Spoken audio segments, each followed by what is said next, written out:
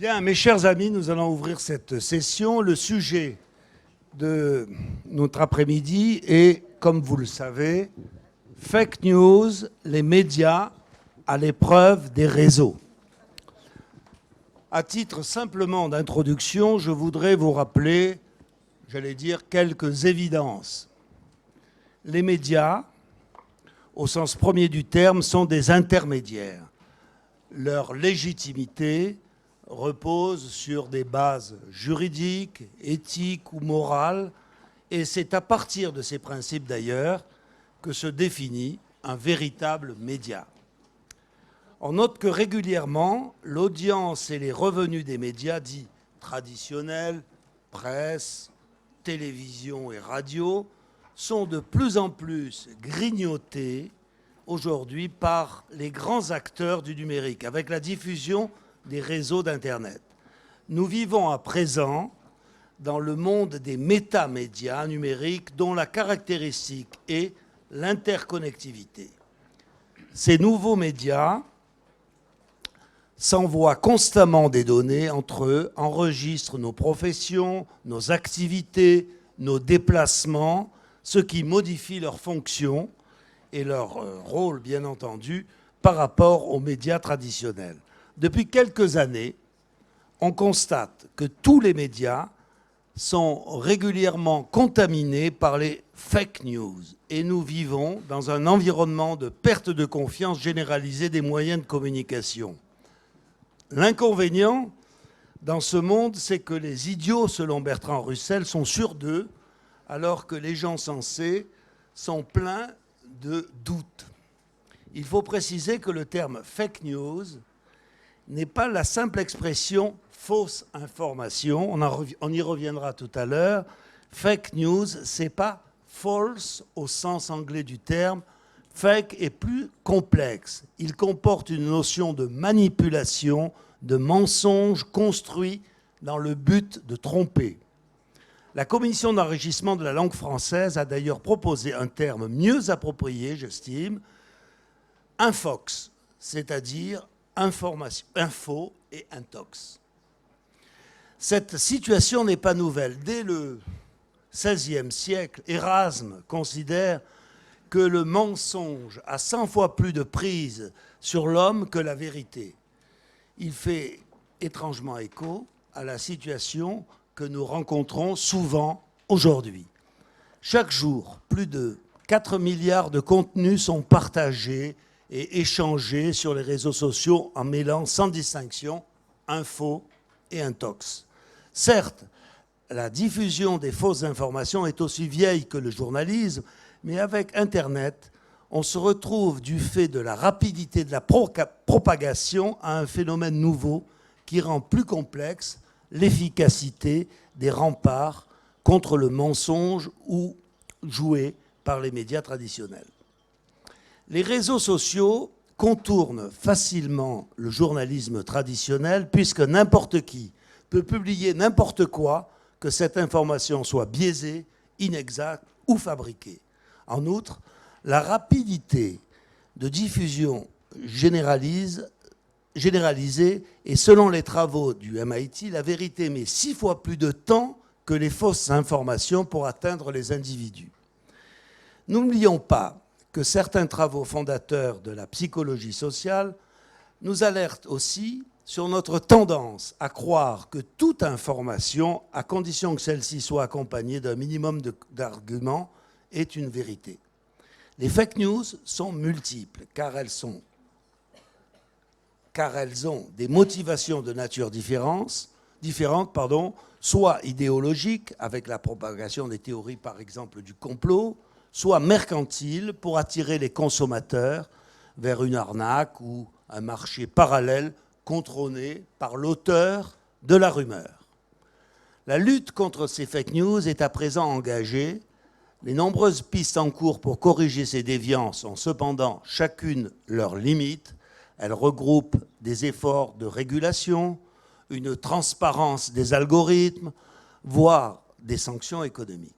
En définitive, les médias traditionnels sont obligés de contre-attaquer face à l'ampleur et la rapidité de ce phénomène avec ce qu'on appelle le fact-checking, la vérification des faits qui consiste à contrôler la véracité des propos des personnalités publiques, économiques ou politiques, dans le but de crédibiliser le contenu des journaux et des magazines.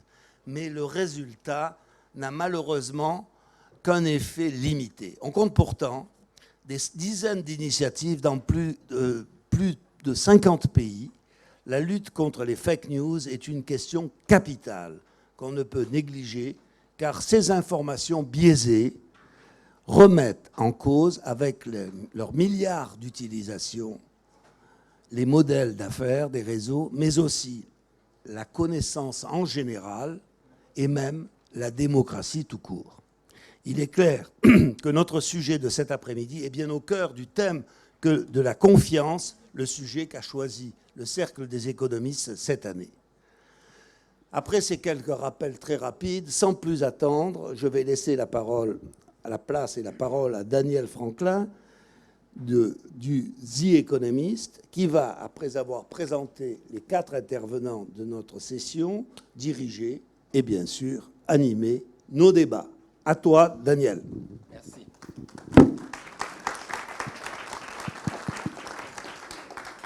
Merci beaucoup, Dominique. Et d'abord, une observation de la part de, je pense, tout le monde ici. Si c'est une question de confiance, on peut dire que c'est la confiance de la moitié de la population qui est représentée ici. C'est dommage, il n'y a pas de femmes sur notre panel. C'était prévu que Claire Wardle serait avec nous. Malheureusement, histoire d'un problème familial, elle n'a pas, au dernier moment, n'a pas pu venir, mais quand même, on regrette que des hommes devant vous. Mais c'est comme ça. Ça étant dit, je dirais que ce qui est très intéressant avec les gens qui vont parler, c'est que ça représente des perspectives très intéressantes, très différentes, très diverses. Donc, Mathieu Courtecuisse de SIA Partners, qui travaille avec beaucoup de clients, pratiquement dans tout le monde, je pense, et qui apporte cette perspective de l'effet de fake news sur les clients et qu'est-ce que ça donne. Et Nick Newman de l'Institut Reuters pour l'étude de journalisme qui vient de réaliser cette étude très importante, Digital News Report. Ça vaut la peine de regarder j'espère que Nick, tu vas nous donner des détails de les plus importants, les faits les plus importants, c'est passionnant. Fabrice Fries, qui dirige l'agence France Presse, donc qui n'est pas journaliste, mais le sort du journalisme reste en ses mains. S'il n'y a pas de modèle de commerce pour le journalisme n'existe pas. Donc, comment naviguer ce monde du fake news pour une grande agence comme Agence France Presse? Et puis Martin Gurry, Fifth Wave Analytics, qui est vraiment visé sur quel est l'effet réel dans le monde réel de ce qu'on appelle fake news. Donc, je suis le seul journaliste, je pense, ici. Alors, peut-être que je vais essayer d'apporter un peu la perspective du journalisme aussi. Bon, pour commencer, Mathieu, peut-être vous pouvez nous dire, c'est l'affaire de tous. Alors, on pense au journalisme, mais ce fake news, comme a dit Dominique, c'est une question clé, mais c'est une question clé pour tout le monde. Comment vous voyez le fake news? Oui, en effet, le thème du débat est centré sur les médias, mais c'est l'affaire de tous. Puisque en fait, les fake news, c'est la menace permanente du risque de réputation qui s'applique à tous. Donc d'abord au niveau individuel, au niveau des personnes, au niveau des entreprises également, au niveau des citoyens. Et puis après, il y a un risque systémique qui s'applique aux plateformes, qui s'applique aux médias, aux États. Donc selon la nature des États, on a des risques qui sont différents. Alors les médias, là-dedans, jouent un rôle, une fonction spécifique, c'est celle du maillon faible. Parce que, en effet, dans l'inconscient collectif, les médias sont censés tamponner, labelliser des informations. Ils jouent un rôle de tiers de confiance. Or, il apparaît depuis un certain temps que, d'abord, ce rôle-là, il a été démonétisé dans l'opinion publique. Et puis, il y a des aspects structurels qui affectent ces médias. Alors, le premier, c'est un point qui est extrêmement important, c'est la paupérisation du métier de journaliste. Donc ça, c'est un phénomène qui est extrêmement préoccupant, parce que c'est difficile d'avoir des médias de qualité si on paye mal les gens. À côté de ça, il y a des aspects technologiques qui s'appliquent avec notamment l'automatisation de la gestion des contenus. Parce que quand on paupérise, forcément, on a beaucoup de contenus qui sont répercutés, qui sont mal travaillés ou peu travaillés ou façonnés par des robots. Donc on est face à des tendances structurelles. Et donc cette fonction de courroie de transmission des médias, elle est mise à mal, elle est mise sous stress. Si on reprend l'exemple récent en France, il a suffi de 2 millions de vues sur une vidéo sur YouTube qui a été postée par une hypnothérapeute pour qu'un grand média reprenne, et ensuite ça se diffuse de façon très rapide. Donc ce média a joué un rôle de catalyseur, mais aussi à labelliser l'information. Or, ces 2 millions de vues, on peut quand même avoir un doute sur le fait que ce soit uniquement des humains qui les aient réalisés. Donc, il faut absolument que dans ce monde des médias apparaissent des acteurs et que les acteurs existants se réinventent. Alors on a 2 cas de figure, par exemple le Washington Post aux États-Unis qui s'est réinventé fortement. Et puis il y a des acteurs nouveaux qui apparaissent comme Quartz aussi aux États-Unis, qui a une audience aujourd'hui supérieure à celle du Figaro par exemple. Donc ça c'est un point important. Par ailleurs, il faut protéger les journalistes, puisque en fait aujourd'hui les journalistes sont eux-mêmes les premières victimes du cyberharcèlement. Il y a une stratégie organisée pour sortir les journalistes du débat public. Parce que les journalistes, ils sont là pour apporter des faits, ils ont des méthodes de collecte d'informations, ils sont là pour nuancer les propos. Et dans ces attaques dont ils sont victimes, et en particulier les femmes journalistes, il y a une volonté de les sortir du débat public. Et ça, c'est extrêmement préoccupant pour la suite. Alors les plateformes, elles ont commencé à réfléchir, elles commencent à proposer des outils technologiques, des API, à destination des médias, pour les aider à se protéger. Et donc, notamment, on peut citer Google qui a commencé à travailler là-dessus pour les protéger de ce cyberharcèlement. Donc ça, c'est vraiment important parce que à la fin, les comptes des journalistes sur Twitter vont se fermer. Et donc ça, c'est un vrai problème. Par ailleurs, donc la solution, elle est dans la technologie, dans la rémunération des journalistes, elle n'est pas dans le contrôle tel que veulent faire peut-être, en tout cas tel que ça a été jeté dans le débat public par des membres du gouvernement. Je pense que c'est à la fois une faute morale, mais aussi c'est une erreur de diagnostic par rapport à ce qui se passe. Donc les médias doivent réinventer des partenariats technologiques avec les plateformes pour pouvoir traiter ça. Parce que ça devient urgent, parce que là, on a les deep fake news qui sont déjà là, qui arrivent, qui accélèrent. Alors elles accélèrent aussi parce que maintenant les moyens d'accès technologique à ces fake news sont très basiques. On peut télécharger facilement des applications. Et il est aussi facile de faire une fake vidéo que de faire une vidéo pour un mariage. Donc en fait, on est face à quelque chose qui va à la fois être très démocratisé, massifié, et en même temps, il y a des acteurs, des filières, des mafias, même des digital rock states qui s'organisent pour travailler ces fake news. Donc on est face à ce mouvement qui arrive et qui arrive assez vite. Alors il ne s'agit plus uniquement des campagnes électorales, il s'agit vraiment de la vie au quotidien. Je peux vous donner un exemple concret sur lequel nous on travaille. Sur le secteur de l'hôtellerie en France, il fait l'objet d'attaques systémiques. C'est-à-dire qu'il y a peut-être des puissances étrangères qui considèrent que le secteur du tourisme fait 8% du PIB français, et que si, à force de poster des commentaires négatifs sur tous les hôtels de France, et qui ne sont pas forcément nettoyés sur les plateformes, ben ça va affecter le trafic et le niveau d'occupation de ces hôtels. Et donc, à la fin, ça peut créer un risque systémique sur l'économie française. Donc, les menaces, elles sont multiples. Oui. Je peux poser une question là, parce que ça me semble très intéressant. Donc, toute l'industrie du tourisme en France est un objet d'attaque, vous dites. Mais quand même, il arrive plein de touristes en France. On n'a qu'à regarder à Aix. Alors, est-ce que c'est efficace? Il faut vraiment se faire des soucis? Ou est-ce que c'est bon? Il y a des gens qui pensent que ça les amuse, mais ce n'est pas très important finalement. Nous, on a bâti des robots qui permettent d'identifier ces faux commentaires. Alors, pour l'instant, ils sont relativement rudimentaires, etc. Et en gros, sur les différentes plateformes, vous avez 10 à 15% des commentaires qui sont faux. C'est pas les Espagnols qui font ça Non, c'est pas l'espagnol, je crois pas. Non, je crois pas. Mais je pense qu'il y a des pays plus exotiques, on va dire. Voilà. Et donc, en fait, ils utilisent des moyens assez rudimentaires, des robots. Ils utilisent aussi de la main-d'œuvre basée en Inde, aux Philippines, au Vietnam, qui alimentent avec des faux commentaires. Donc, pour l'instant, bon, on arrive à les nettoyer.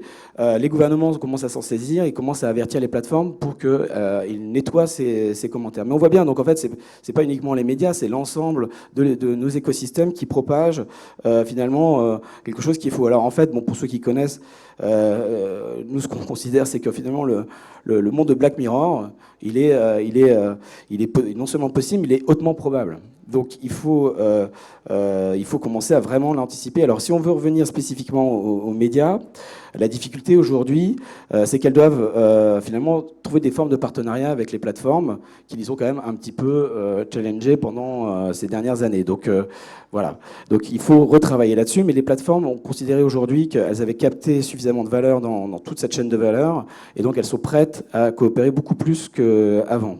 Et donc, je pense que c'est une opportunité qui se crée maintenant pour les médias.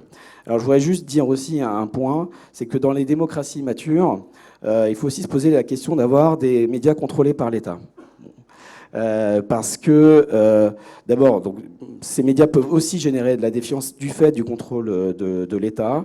Et les plateformes commencent à dire qu'elles vont démonétiser, déréférencer les contenus qui sont produits par des médias contrôlés par les États. Donc ça pose la question de la présence de l'État d'un point de vue institutionnel.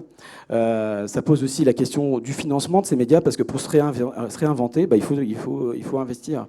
Et je ne suis pas sûr que les États soient en capacité d'accompagner sur le plan humain, sur le plan financier, cette traversée qui est face à nous pour les médias de demain. Merci.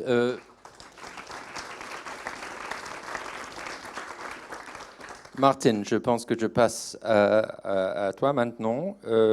Vous avez passé pas mal de temps à regarder les données. Justement, la question que je posais, quel est l'effet dans le monde réel de fake news? On a l'exemple clé de l'élection de Trump, qui a peut-être donné l'essor même au terme fake news.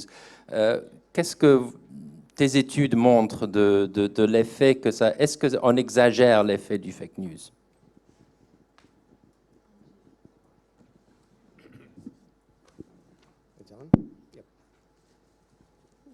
I will speak in English. Let me put the concept of fake news in a broad perspective. The context is a tremendous collision going on all around the world between the elites that manage the industrial institutions that make the modern world possible, and a public that suddenly has the ability to talk back and has platforms to express its opinions and can organize and actually show up in the streets and protest. The term fake news was born out of the need to explain an impossibility. Donald Trump got elected. Now, before, and I can show you the chart, before November of 2016, the term barely registered. 8 days after the election, there was a BuzzFeed article. Sometime after that, there was a New York Times article, and then the Washington Post came out with an analysis saying that sophisticated Russian propaganda had been behind fake news articles posted on Facebook that supported Donald Trump and were very hostile and negative about Hillary Clinton, and that their purpose was to undermine faith in American democracy. This narrative became canonical. I mean, I think it made the media and political elites, it reassured them that somehow that election had been turned by manipulations of information in Facebook by that illiberal arch-villain of Vladimir Putin. There has been a lot of data gathered on this since, and it all points in the other direction. Basically, I'm not going to bother you with the details, but The amount of ripple that fake news did in the media environment was very small. The people who consumed fake news in 2016 or since, also very small, and there is no credible evidence that it changed it had any impact on the election. And when we talk about fake news, I would suggest that you ask, so what's the impact? We know if the question is there an immense amount of falsehood, willful falsehood online? The answer is true. If the question is some part of that manipulated by Russian agents in what they perceive to be their interests, I'm an old CIA hand, yes, of course. If the question is, has anything changed because of that, then that's way more difficult to prove, and I haven't seen any evidence of that in that election in the context of liberal democracies. I think we talked, maybe in different contexts, there might be some impact. The obsession with explaining Trump and fake news, I think, has prevented us from asking the important question, which is, why would anybody consume fake news? How is that even possible, all right? And the answer is pretty obvious. The answer is because what we are here calling traditional news, now, for my children, traditional news comes out of a cell phone, okay? But what we older people call traditional news has completely lost the public's trust.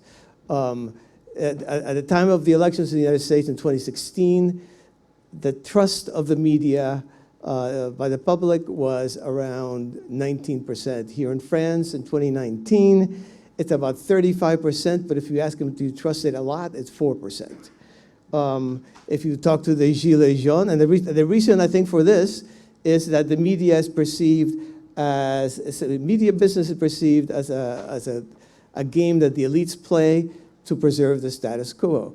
And it's been caught in this massive anti-establishment wave that you see all over the democratic world.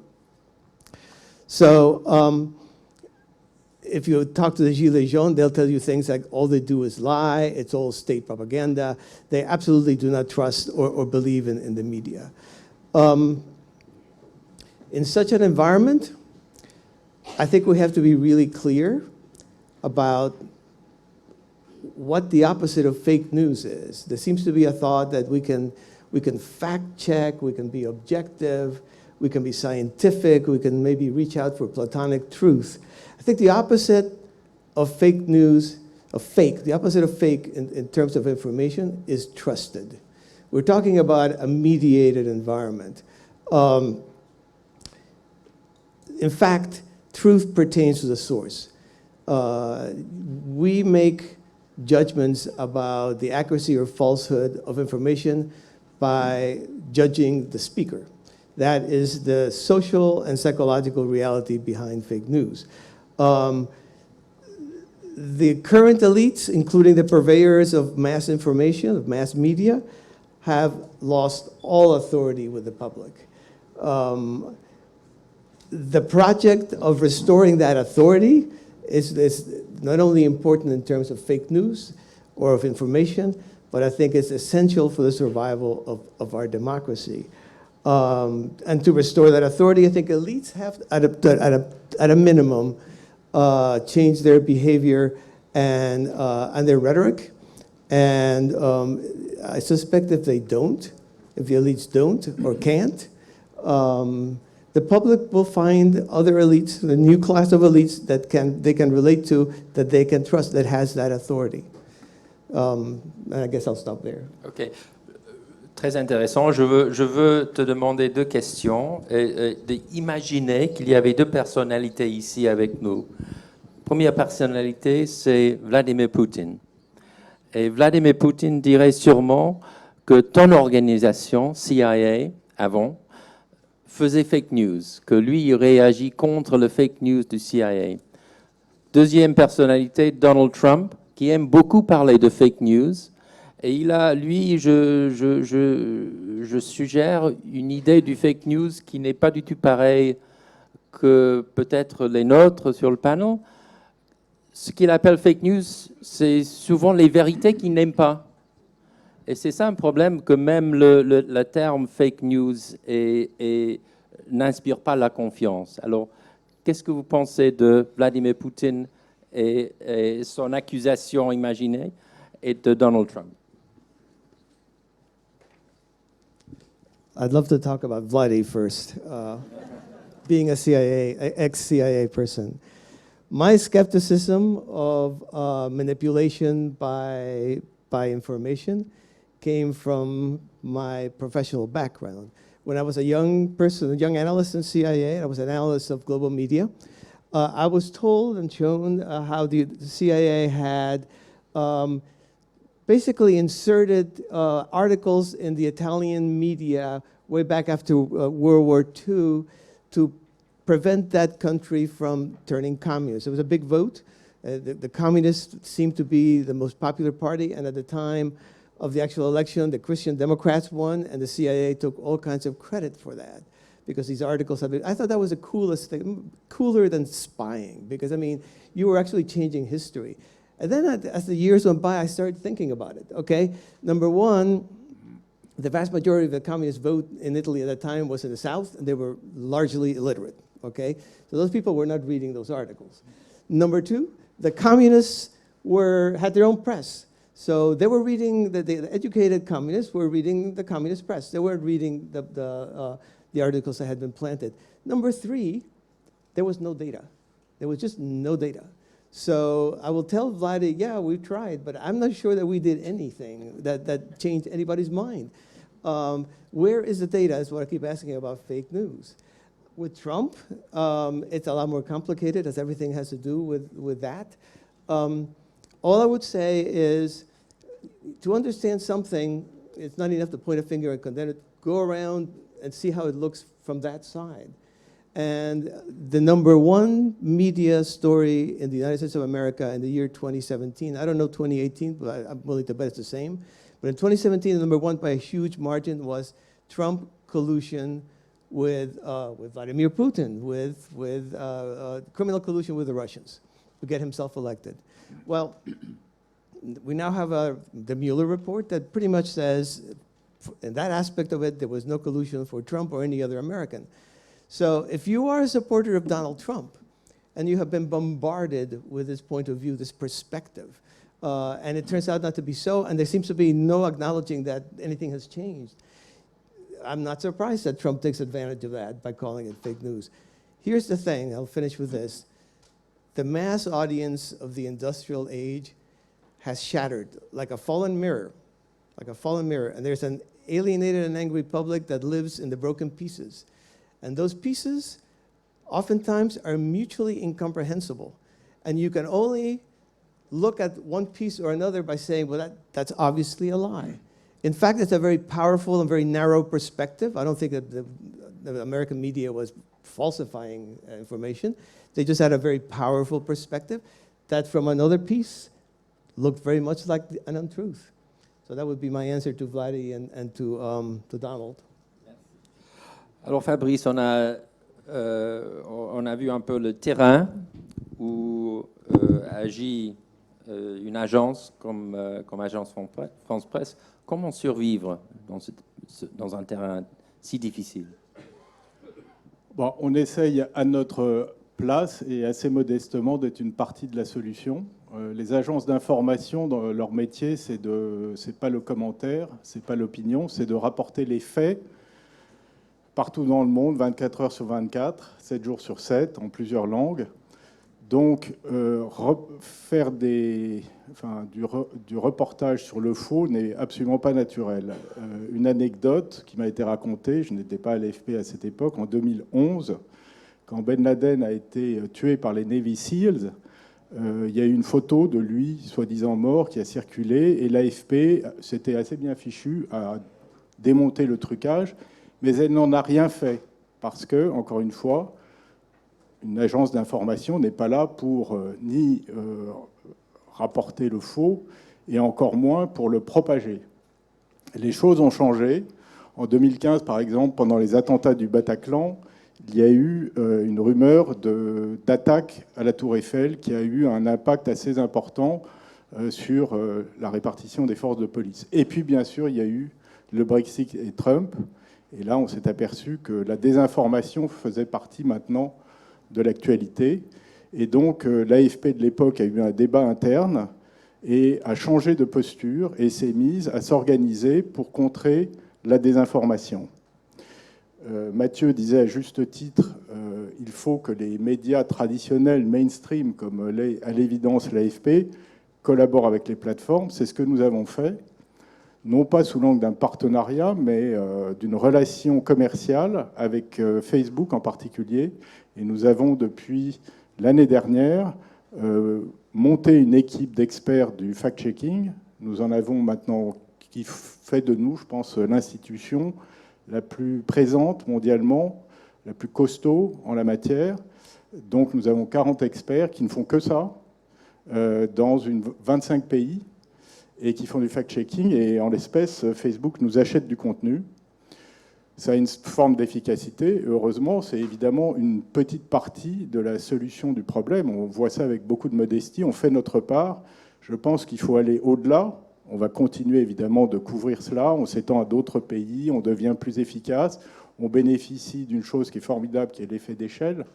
Après, on travaille sur d'autres actions. On est en train de développer un logiciel avec d'autres partenaires, naturellement, parce qu'on n'est pas une SS2I, qui nous permettra, on l'espère, de remonter à la source de la fausse information et de dévoiler les mécanismes de propagation de la fausse nouvelle. Ensuite, il faut à l'évidence que nos journalistes fassent le suivi des fact-checks. Je veux dire par là que le fact-checking en soi ne suffit pas, n'est pas suffisamment efficace. Et les journalistes doivent rendre ceux qui ont propagé ces rumeurs ou qui ont menti responsables de ces actions. Donc c'est une action qui est complémentaire et qu'il faut absolument engager. Donc, en résumé, un changement de posture d'une agence comme l'AFP. Naturellement, beaucoup de médias nationaux font ça partout dans le monde. Il y a à peu près 200 organisations de fact-checking. Donc les médias prennent leur part dans ce débat à leur place. Ce n'est ni une goutte d'eau dans l'océan complètement, parce que je pense qu'on a une vraie action. Ce n'est pas non plus suffisant en soi. Et je suis d'accord avec l'observation de Mathieu qu'on voit maintenant les plateformes s'ouvrir bien davantage aux groupes médias, souhaitent leur collaboration. Alors, comme l'a dit Mathieu, c'est effectivement parce qu'ils ont capté l'essentiel de la valeur, notamment de la publicité numérique, ils peuvent se le permettre. Je pense aussi que plus fondamentalement, ils ont besoin de nous. Ces plateformes sont peuplées de spécialistes de la donnée. Ce ne sont pas du tout des spécialistes de la news. Ils ont besoin de nous. Quand nous discutons avec Facebook, nous n'avons jamais aucune discussion éditoriale. Nous avons des discussions sur la technologie, sur la manière d'améliorer la visibilité des fact-checks et de leur impact. Nous n'avons jamais aucune discussion éditoriale parce que c'est notre boulot, ils le respectent. Donc je pense qu'en effet, les choses sont en train un peu de bouger. J'espère que je ne suis pas naïf en disant ça. Les plateformes commencent à considérer que nous pouvons qu'elles ont besoin de nous. Et ce que nous faisons avec Facebook, nous espérons pouvoir le faire demain avec YouTube, Twitter, peut-être Google s'ils s'y prêtent. J'ai l'impression que les agences comme Agence France Presse, Reuters, des autres, ne souffrent pas tellement ou autant du problème de perte de confiance que les autres médias, peut-être. Est-ce que c'est vrai ? Est-ce que tu mesures la confiance ? C'est pas bien mesuré. D'une manière indirecte, puisque nos clients sont les médias, que la crise des médias est profonde, on en souffre automatiquement.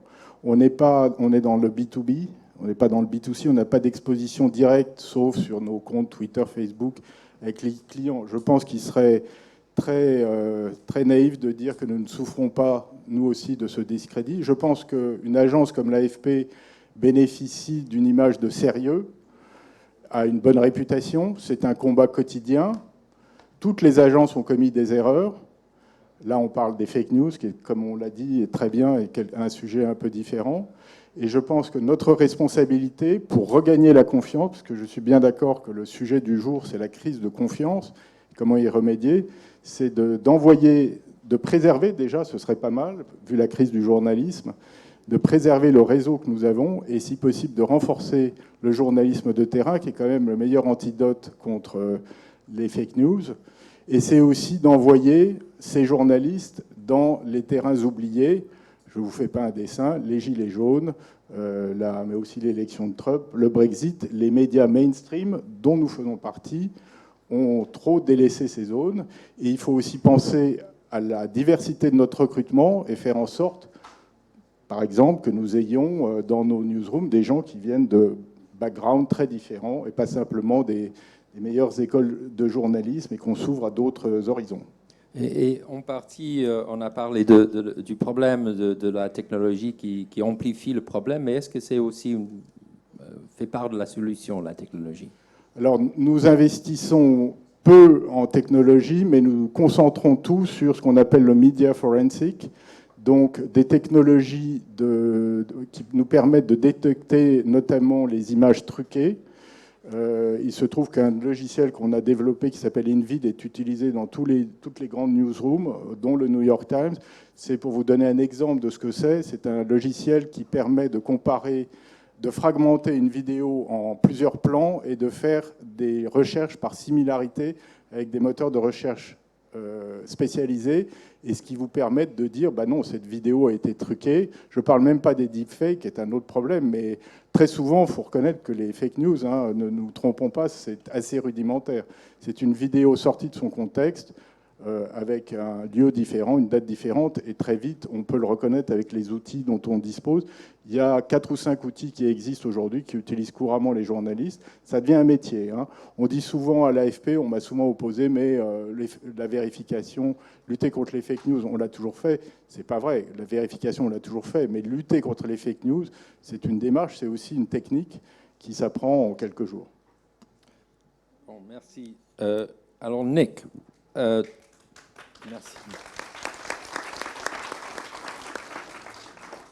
Donc, tu as mené cette grande étude. Tu as déjà entendu plusieurs opinions, plusieurs perspectives. Quelles sont quelques-uns une des conclusions de cette étude en ce qui concerne le fake news? Thank you. I'll speak in English. So I think the first thing is we have to define what we mean by fake news. And as we've already heard, it means many, many different things to many different people. And quite often, the way a politician talks about fake news is very different from how audiences see fake news. So one of the things that we did was we talked to audiences about their understanding of fake news and who blamed who for fake news. And they kind of describe it very differently from Donald Trump. So in Donald Trump's definition, it's the things that you don't like. It's very much mixed up with political debates. From audience's point of view, they see lots of things on the internet that they never saw before. So they see a whole load of satire, which is things that are not strictly true, but make people laugh. They see on the other side, but not very much, as Martin was suggesting, they see things that are completely made up, and are designed to mislead, so disinformation. But in the middle is the vast mass of what people are seeing, which is news from different perspectives, mainly from mainstream media, but that is still misleading, or they feel is misleading. And that most of that comes from mainstream media, because people see agendas being pushed by mainstream media. They see the media for all of the problems of sustainable journalism are having to write stories that have misleading headlines. So clickbait is a major thing that comes up, and they see that as misinformation, sensationalism, and all of these things together are how audiences see these things. One of the things we do is we ask people about how concerned they are about misinformation. This is a very hard thing to ask about in a survey. We say, to what extent can you tell true information from information that is false? How confident are you? How concerned are you? And what we see is around the world, people are very concerned about this issue. Around over half of us, 55%, say that they are extremely concerned about misinformation. But it's not uniform. So in some countries like Brazil, 85% of people say that they are concerned about misinformation. There's much more concern in the global south, where there is less good information and more use of social media, for example. Whereas in countries like the Netherlands or Denmark, only around 30% say that they're concerned about this issue. So this very much depends on how strong journalism is. And this, I think, goes back to some of the points that some of the other panelists were making about the importance of the business models and the way in which they have been undermined, which have partly been leading to media companies having to do more quick-fire, sensationalist journalism just to get clicks, just to get some money. And all of this has sort of led to this vicious cycle where people are confused, they feel unhappy about the quality of information. And so I think that the sort of core really is how do we redistinguish journalism, i.e. information that's been checked and that has been through processes, from the massive information that is available on the internet. And that is the heart of the next 5 years in terms of the battle, in terms of how you label things better, how you show that your workings as journalism, and how you increase the quality of journalism, which I think is the best way as a bulwark against fake news. Je veux nous concentrer dans un moment dans justement la 5 ans à venir et les solutions, mais je voudrais demander pour l'étude, est-ce que c'est uniquement pessimiste ou est-ce qu'il existe de bons signes, de mouvements encourageants que tu as aussi détectés? One of the yes, there was one optimistic sign, two, that Seulement deux. people have said that because of this concern about fake news, they were relying more in the last year on reliable news sources. I think there is a real desire for more meaningful information, for better information. There is, it's not just concern about so-called false news. It's concern about, they want stuff that is going to be truthful, that is going to help them live their lives. And so 24% of our sample said that they, across 38 countries, 75,000 respondents said that they were relying more on reputable brands than they did a year ago.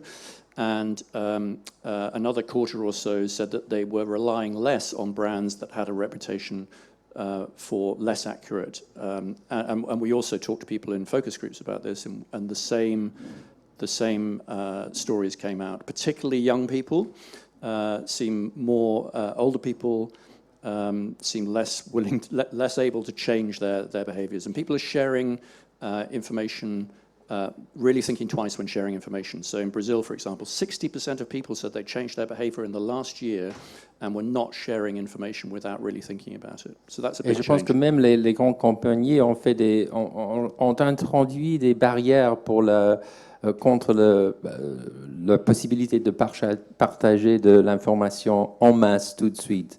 Par exemple, WhatsApp a fait que c'est un peu plus difficile de faire ça, de diverser les informations tout de suite. Yeah, I mean, the platforms obviously have a major responsibility in terms of the quality of information, because so many people are finding news through social media. So even if it is traditional media content, the mechanisms for finding it for many people, particularly for young people, and particularly in the global south, are through networks like WhatsApp and Facebook. And so they have, for example, only allowed forwarding to sort of five people or whatever. They're also limiting the size of groups. So you can't have huge groups with people that you don't know, because then information can move around those. But I think WhatsApp is a real interesting issue going forward. Facebook has sort of pledged to more private networking, Facebook groups, but also WhatsApp. So we're going to have less just talking about things in open networks like Facebook and Twitter, and increasingly some of these conversations are going to go into private networks, and that makes them much harder to track what's happening and therefore to use fact-checking to respond to it. Alors, tu as parlé des 5 ans à venir, la bataille. Je veux poser des questions sur justement la solution. Mathieu, pour tes clients, qu'est-ce que tu penses pour la solution? Quels sont quel est l'avenir de cette bataille, justement? Je l'ai abordé rapidement, mais ça concerne finalement l'ensemble des organisations, que ce soit les médias, les entreprises, etc.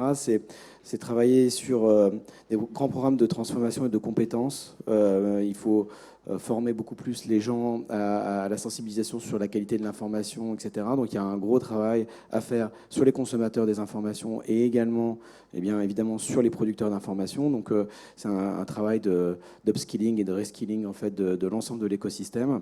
Et puis il y a des gros investissements technologiques à opérer parce que face à finalement des techniques relativement rudimentaires de fake news ou de deep fake news, les moyens pour les contrer sont décuplés en fait. Donc ça pose un gros problème de financement pour pouvoir lutter contre ces phénomènes-là. Par exemple, si on travaille dans le tourisme français, tu as dit que bon, il y a un problème quand on attaque, mais normalement, on a des c'est pas à ça qu'on se concentre. On concentre l'affaire proprement dit du tourisme et de gérer un hôtel, par exemple, pas de voir les médias tout le temps et de voir ce qui se passe. Alors les hôtels font aussi des faux positifs, hein, ça arrive. Donc il n'y a pas que des faux négatifs. Non, mais ça dépend de la taille des organisations. Hein. Évidemment, je sais pas, j'en parlais hier. Air France a eu un problème à un moment donné autour de Irma. Il y a eu des rumeurs comme quoi ils augmentaient les tarifs au moment du cyclone, donc c'était totalement faux, mais Air France a des équipes dédiées pour répondre sur l'ensemble des commentaires qui existent. Donc pour les grandes corporations, en fait, il y a plus de moyens, alors il faut qu'ils fassent très attention, etc.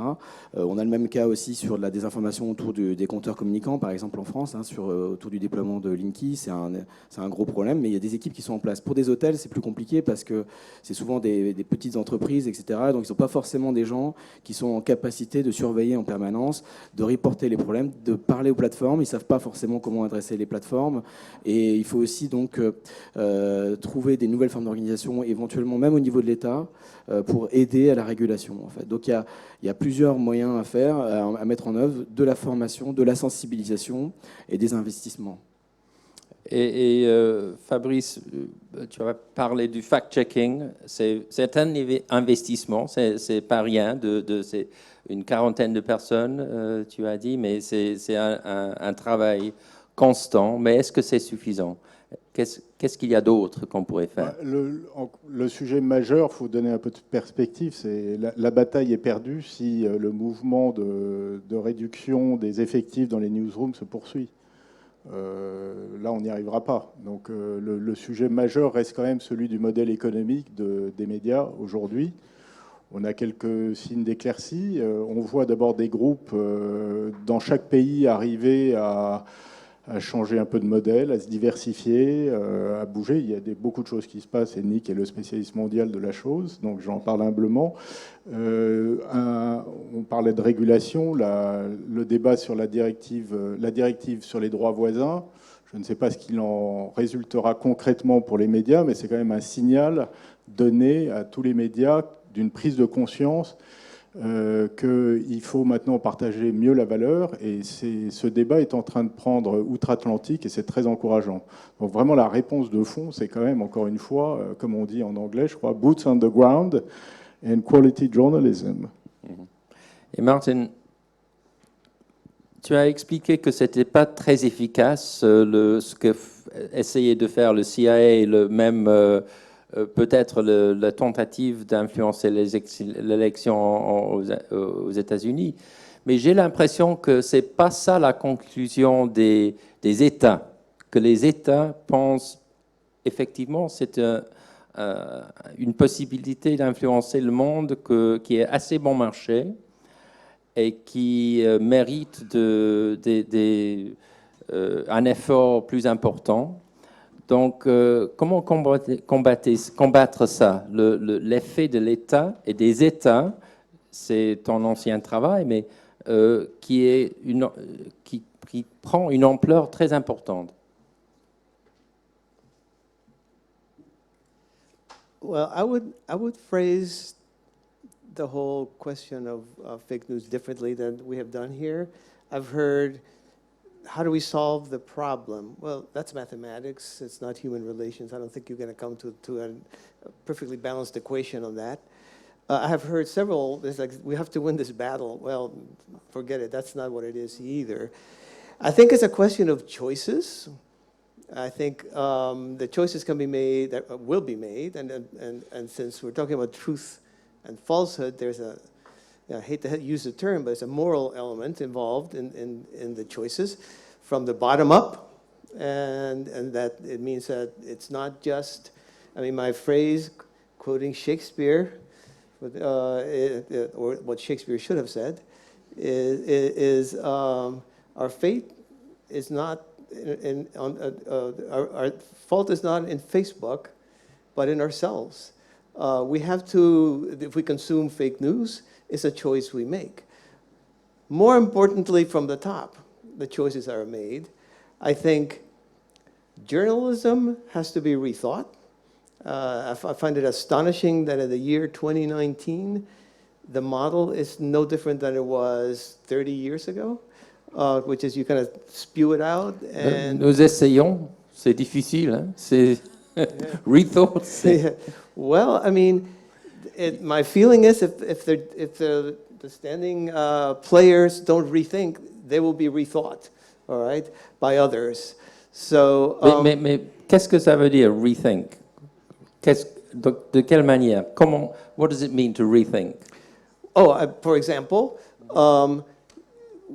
what is journalism? Well, journalism is not unlike what we're doing here, right? I am talking, I have the microphone. You sit there and you listen. You're sitting there having thoughts. I don't know what they are. I don't particularly care because I'm a journalist and I'm telling you what you are. Now that in the industrial model worked very well. Now that everybody is networked and everybody is exchanging information and opinions, true and false, it's dicey. I don't see how that model can survive. You need to engage, first of all, in a much more useful way, so that the people who are used to going on Amazon and having useful transactions think, oh yeah, this exchange of information was useful to me. But also, you're not the voice of God. You are looking people eye to eye, and you are having a much more, let's say, personal is probably the wrong word because there's so many people involved, but it's a much more humane and individual conversation than what we have been used to from the old industrial model, which is, we have a factory that churns out news. Ok, on va essayer de voir ce que pensent justement les gens dans la salle. Oui, une question là. S'il y a... Bonjour, c'est plutôt une réaction, une demande de réaction par rapport à ce que je viens d'entendre. Je suis Roland Couture, je dirige Prodige, qui est un média participatif, une plateforme culturelle multimédia qui va être en ligne le 14 juillet. Je voudrais donner un exemple autour d'une photo où l'on voit un chien qui est attaché au rail d'une voie ferrée passante. On peut démonter cette photo, on peut démontrer que c'est une fausse, une fake news. Mais on ne va pas enlever l'émotion qu'elle a provoquée. Et si je suis le fabricant de cette fake news, j'ai marqué un point. Peut-être que la photo, elle est fausse, mais j'ai fait monter l'émotion. Et je peux, comme ça, reproduire une autre photo qui va faire monter l'émotion et ainsi de suite dans le sens que je veux provoquer. Ce que je veux dire par là, c'est que, à mon avis, on ne démonte pas simplement une fake news par de la rationalité, mais peut-être par de l'interactivité. Et je vais dans le sens de ce que disait monsieur, c'est-à-dire que c'est plutôt dans le dialogue entre le média et ses utilisateurs que va se démonter effectivement la fake news durablement, et en tout cas qu'on va pouvoir démonter l'émotion. Ça veut dire que pour un média, et ce que permettent aujourd'hui les réseaux sociaux, c'est ça, c'est-à-dire qu'il doit comprendre précisément ce que pensent ses utilisateurs, comment ils réagissent, etc. Les réseaux sociaux permettent d'analyser tout ça et de construire ensuite, avec chaque utilisateur, la bonne solution. C'est voilà. peut-être un exemple de là où la technologie même, à travers les réseaux sociaux, peuvent influencer, peuvent permettre de faire ça. Oui. Je voulais juste quand même réagir. Je ne suis pas journaliste, mais enfin la vision qui est donnée du journalisme d'aujourd'hui, ça a quand même changé. Je pense pas qu'il y ait beaucoup de journalistes à l'AFP qui se sentent tout-puissants. Et l'impact des réseaux sociaux est évident. Ils travaillent tous avec les réseaux sociaux et ils sont tous poussés à diversifier leurs sources. Donc le participatif est complètement entré dans le métier. Est-ce qu'il y a d'autres questions? Oui.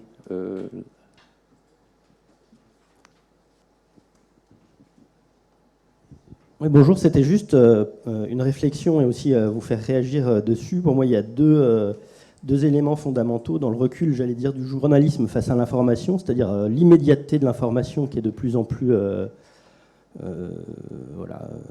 facteur de fake news. Et l'autre, c'est aussi, et c'est parallèle, c'est en fait la réduction des formats. C'est-à-dire que là, je pense par exemple à un homme politique qui devait réagir il y a 20 ans à un sujet. Il écrivait une tribune au Monde et il prenait 2 jours pour réfléchir, il réunissait des experts, etc. Aujourd'hui, grosso modo, un tweet, une image, c'est beaucoup plus impactant. Et du coup, l'effet, j'allais dire, de cette réduction des formats aussi sur la propagation et la vitesse de propagation des fake news. Voilà. Je pense que c'est un commentaire plus qu'une question. Est-ce qu'il y a une question pour nos panélistes qui aurait...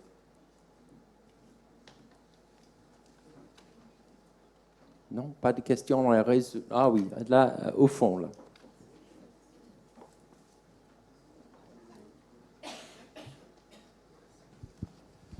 Oui, peut-être juste une question. Vous avez parlé tout à l'heure de l'innovation du Washington Post.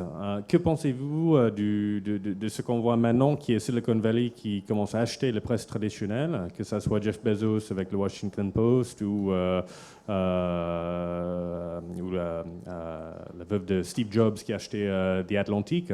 Est-ce que c'est simplement par culpabilité sur quelque chose qu'ils ont cassé ou ils essaient de donner un nouvel souffle? Ou est-ce que c'est un modèle viable où cette nouvelle économie va réinjecter des ressources dans l'ancien pour soutenir un certain niveau de qualité? Yeah. No, you take it first. Oui, je vais passer la parole à Nick, qui est beaucoup plus expert, mais juste pour dire que pour avoir visité ces titres, l'investissement dans les titres est prodigieux. Les newsrooms, il faut voir ce que c'est, et le changement, et les plus vieux éditeurs, là, Martin Baron au Post, il vous explique la transformation, ça fait envie. Donc il faut le voir aussi de cette manière. Je pense que c'est bien qu'il y ait des nouveaux acteurs. Alors on peut dire que si c'est un effet de la culpabilité, so what? Voilà, parce que ce qu'ils apportent est vraiment neuf. Ils apportent une connaissance, justement, je fais le lien avec ce que disait Mathieu, une connaissance de la technologie qui change tout. Et les médias ont besoin de s'aérer. Yeah, I was just thinking that many of so Jeff Bezos, to some extent, this is just buying influence in the way that rich people have always bought influence in news organizations. But I think many other Silicon Valley companies want to keep as far away from news as possible, given what's happened recently to Facebook. And they don't want to, own journalistic operations because it's going to lead them into a lot more trouble. I think the position of Silicon Valley and Google and Facebook and others is going to be really interesting over the next few years, and we're seeing a lot of changes. So, up until now, they've sort of denied that they're causing the whole problem. They haven't really faced up to a lot of the responsibilities that they really should bear because of the number of people who are finding news and information through these networks and some of the impacts of that. But I think we really are seeing a significant change. So on the one hand, they are promoting more now, or talking about promoting more trusted brands. So they're talking about Facebook, for example, setting up an area where there would be only brands that are on a particular list, and they will be the ones that you find in Facebook. YouTube are talking about the same thing. This is something they've resisted for a long time. So essentially, I think over the next 5 years, we're going to see platforms taking a much more conservative outlook, and that will significantly change things. It will change the incentives. So some of the incentives, which mean that if you produce a picture, for example, it gets liked and it fits into an algorithm that then makes it viral. Facebook are genuinely changing some of those algorithms now to try and focus more on meaningful content. I think this is real, and I think it's going to be a really, really significant change. The business model of Facebook, which has been based on selling your data and selling advertising, that is changing. Mark Zuckerberg talked about that at the beginning of the year. He's moving much more to e-commerce, much more to private. These are huge seismic changes, and we need to keep an eye on those over the next few years, I think. And that really is what we need to change, is the incentives. So the incentives for the platforms to focus more on quality, and some of that is because of regulation, and for journalism itself, changing the incentives. So moving away from clickbait and ad-based models towards paid models and subscription models. That's what Washington Post is doing. That's what New York Times is doing. It's what Le Monde is doing. And that, again, will make it easier to distinguish quality journalism from information that is out there on the internet. And that's what we need to do. Merci Nick. Je pense que c'est une très bonne... je ne sais pas si on a le... Non, on n'a pas le temps pour encore les questions. Je m'excuse, mais c'est une très bonne conclusion. Je dirais... Oui. Je vous demanderai toujours de... Merci. Merci beaucoup à tous nos panélistes. C'était passionnant, très important, très compliqué. Et ça évolue très, très vite. Merci.